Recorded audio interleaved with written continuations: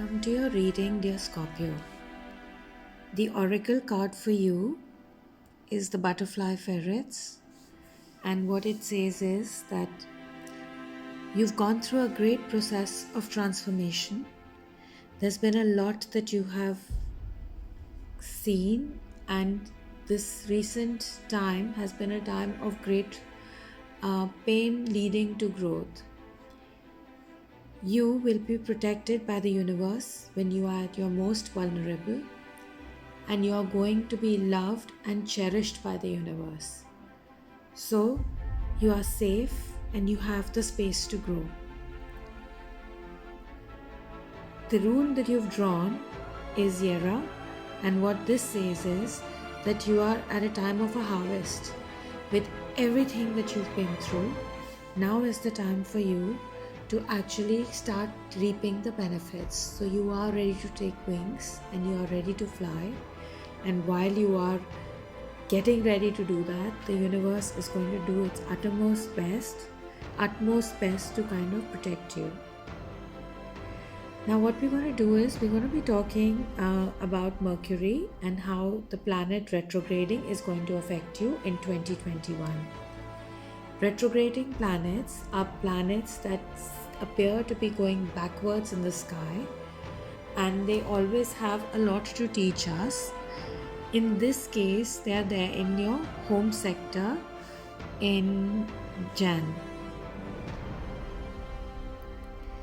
So here you are.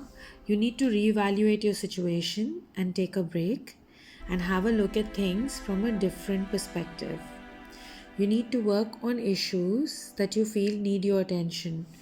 Remember, this is all about teamwork, and working with family and people you love are things that can only be done collaboratively. You cannot be the only one working, or they are the only ones working, and you need to listen as well as speak your mind.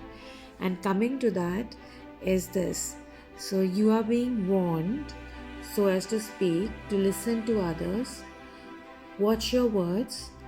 You don't need to win any fights or arguments for the sake of winning. And also do not in anger say anything that can be taken out of context and be used against you. In this time, and by sorting out things, you're going to be building a legacy that will be far-reaching, that will have far more reaching consequences than you think, because Saturn is in the same area in your chart right now. So that explains the need to kind of shift perspective, look at things, work collaboratively, and then carry on till you have a stability and you have a legacy that you can begin to pass on. In June, Mercury, the quicksilver planet, decides to grace your house of intimacy and brings back people from the past. In the intimacy sector, old flames and old friends will return from the past. This will throw light onto your present relationships, mostly the dissatisfaction that you have brewing within them. The focus is going to be on what is not working out as opposed to what is. But all of this dissatisfaction is going to give you space for growth. You will decide what you want to carry forward and what baggage you want to leave behind, which is kind of very healthy because it's going to lead to growth and to deciding as to whom you want to commit to and how much. In October, Mercury decides to take one more walk, this time activating areas of your subconscious. You are forced to go within your mind and face your fears. There can be confusion, but the benefit is bringing back a creative streak and really getting on with your life. This time, Mars is a planet which will also drive and push you on to explore your subconscious.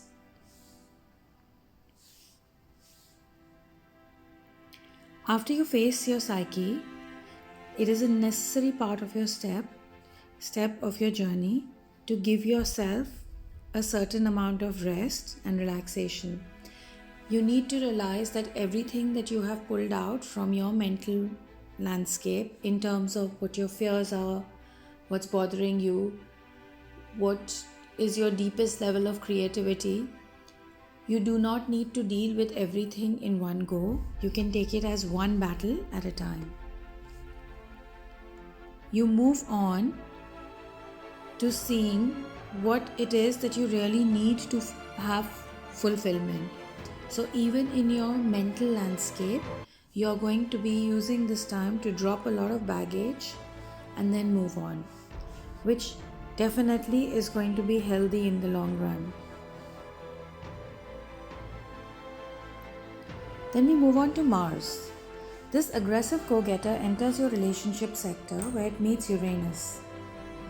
In January, Mars will push you to mingle with others, and it will stay in this sector till April. So you have this whole period of friendships and getting on to meeting people, and there's going to be a certain amount of letting go of those things that are not working for you anymore. So again, this year you see a lot of clearing of things, of baggage, of relationships that don't work, of ideas that don't work anymore. And you're going to be busy having a party, and there's going to be an overflow of love in your life, more or less. So it's going to be a good time for you overall.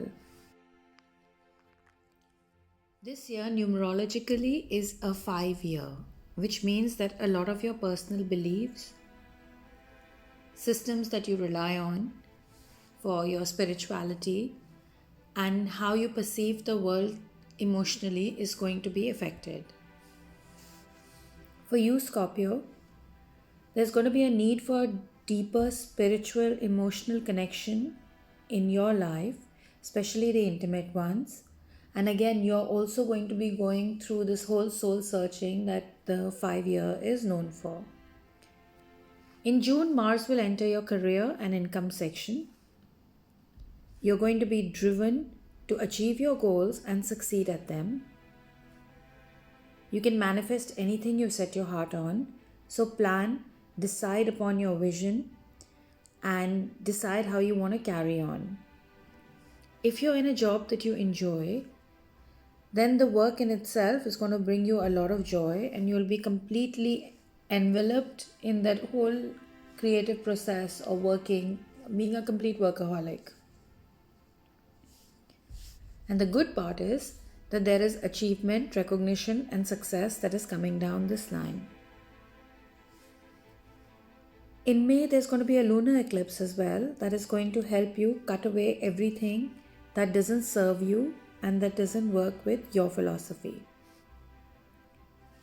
Now in December, Mars teams up with Uranus in your financial house to give you the drive to make money in the most unconventional ways. So with Uranus comes in newness. It is about following your heart. It is about doing things that other people might find foolish, but really marching to the beat of your own inner drummer. You're going to be enjoying yourself and creating in a very unconventional way. So you might do things that are not traditionally what is the norm. You might set up a new venture. And this kind of falls in line with the pandemic. I think there's been so much growth in so many areas for people who can adapt and move on. You will also have new projects, energies, and drive. And there is going to be a lot of internal push coming your way to do things. Make sure you use it. Jupiter is in your home sector this year.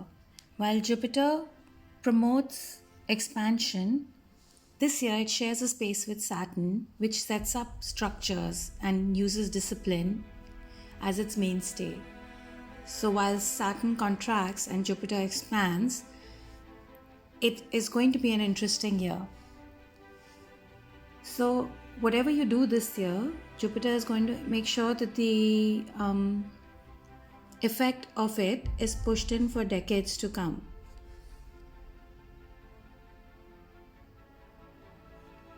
This year you will take on more responsibility. Either you take it on or it's going to be thrust upon you. There's going to be more limitations and restrictions. So there's going to be this constant feeling about things being pushed on you, of not being in control of yourself and of being completely restricted.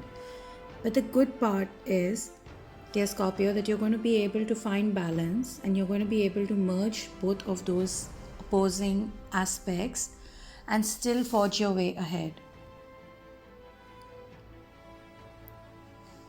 Neptune rules your love life all year round, and this dreamy planet will allow you to stay open to love and experiences.